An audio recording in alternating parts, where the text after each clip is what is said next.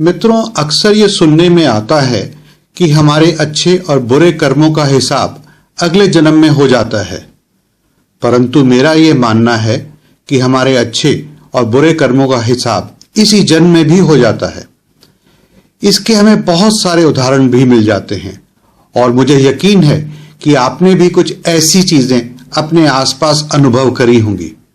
आइए इस संदर्भ में मैं आपको एक कहानी सुनाता हूं।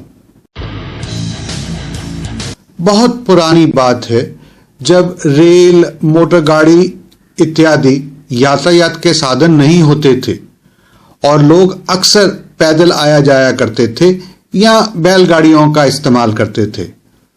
उस समय दो मित्र एक छोटे से शहर में रहते थे।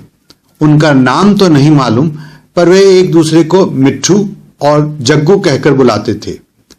एक दिन उनके एक और मित्र की शादी का न्योता उन्हें आया। वह शादी दूसरे शहर में थी। इन दोनों मित्रों ने उस शादी में सम्मिलित होने की योजना बनाई। जैसे कि मैंने पहले बताया, यातायात के बहुत अच्छे साधन ना होने की वजह से इन दोनों ने पैदल ही दूसरे शहर जाने की योजना बनाई। नियत दिन पर यह दोनों सुबह सुबह अपने साथ कुछ खाने पीने का सामान, अन्य जरूरी चीजें और कुछ रुपए पैसे लेकर एक साथ निकल पड़े। अभी कुछ ही दूर गए थे कि इन्हें एक साधु बाबा मिल गए। साधु के मुखमंडल पर अलौकिक तेज था। साधु ने इन दोनों को रोका और पूछा, क्या तुम लोग अपने भविष्य के बारे में जानना चाहते हो? उत्सुकतावश दोनों रुक गए और बोले, हाँ बाबा, बताइए। साधु ने जग्गू को देखकर कहा, तुम्हें जल्दी ही बहुत सारा धन प्राप्त होगा। और मिट्ठू को देखकर बोले, एक सांप के काटने से तुम्हारी मृत्यु 1-2 दिन के अंदर ही हो जाएगी। ये बड़ी ही चौंका देने वाली भविष्यवाणियां थी। खैर, उन्हें शादी में जाना था, इसलिए वह अपने पथ पर आगे बढ़ चले, परंतु रास्ते में कोई भी कुछ नहीं बोला, क्योंकि दोनों अपनी अपनी भविष्यवाणियों के बारे में सोचते रहे। काफी चलने के बाद उन्हें एक बहुत बड़ा मंदिर दिखाई दिया। मिट्ठू ने सोचा, मरना तो है ही, तो क्यों ना मैं भगवान के दर्शन ही कर लूं। यह सोचकर मिट्ठू ने जग्गू को बोला, तुम भी अंदर आओ, हम एक साथ दर्शन करेंगे। परंतु जग्गू तो अपने आने वाले धन की कल्पना करके उसी में मस्त था, इसलिए मिट्ठू अकेला ही मंदिर के अंदर चला गया, मूर्तियों को प्रणाम किया और मंदिर के बाहर गरीबों और भिखारियों को उसके पास जो भी धन और खाने पीने का सामान था बांट दिया। परंतु जग्गू ने ठीक उसका उल्टा किया। वहां कुछ अंधे भिखारी भी बैठे थे। उसने उनके दान पात्र में से धन चुरा लिया। धीरे धीरे शाम हो गई और वह दोनों एक सराय में ठहर गए।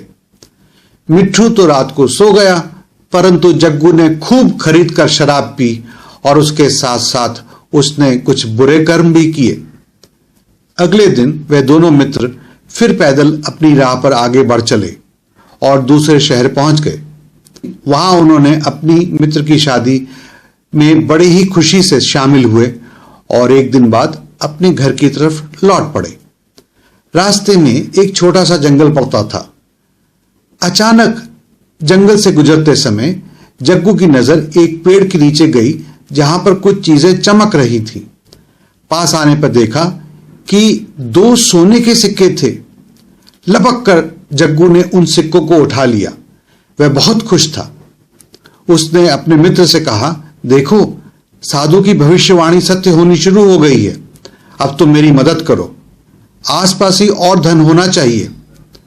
दोनों झाड़ियों में, पेड़ों के नीचे, इधर उधर बहुत देर तक ढूंढते रहे, परंतु उन्हें कोई धन न मिला।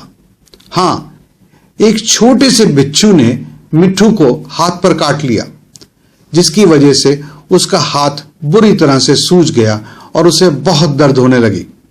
खैर, उन्होंने धन ढूंढने का कार्यक्रम बंद किया और चल पड़े अपने शहर की ओर।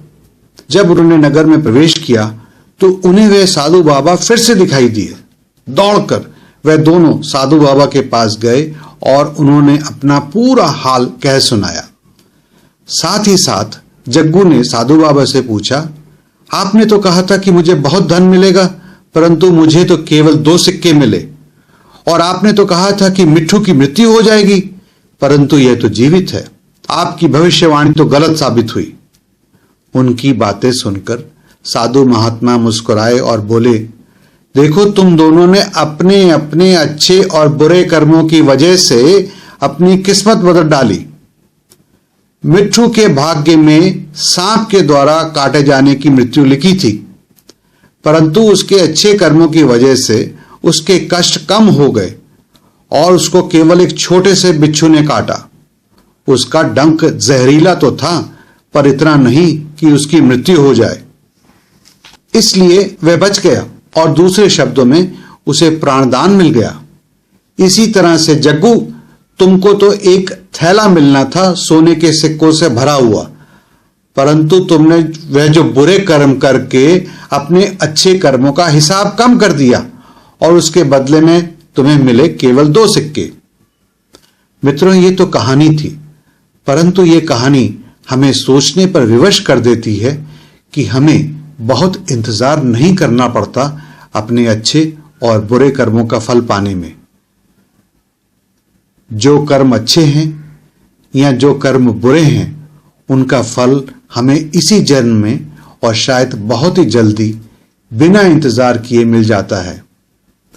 दोस्तों, इसलिए हमेशा सजग रहें, सावधान रहें कि आपसे गलती से या अनजाने में भी कोई गलत काम ना हो जाए जिसका हमें अप्रिय फल भुगतना पड़े। मित्रों, आप भी अपनी सच्ची कहानी मेरे माध्यम के द्वारा सभी के साथ शेयर कर सकते हैं। मुझे आप अपनी सच्ची कहानी लिख भेजें और पसंद आने पे मैं आपका नाम लेके आपकी कहानी एक न एक वीडियो में जरूर सुनाऊंगा। यदि आपको यह वीडियो पसंद आया है तो इसे लाइक कीजिए, दूसरों के फायदे के लिए शेयर कीजिए और हमारे इस चैनल को सब्सक्राइब कीजिए ताकि हमारे आने वाले वीडियोस की जानकारी आप तक फौरन पहुंच सके। हमें आपके सुझावों का इंतजार रहेगा, इसलिए नीचे दिए कमेंट बॉक्स का इस्तेमाल करें। इस वीडियो को देखने के लिए आपका बहुत बहुत धन्यवाद और आगे भी देखते रहिएगा।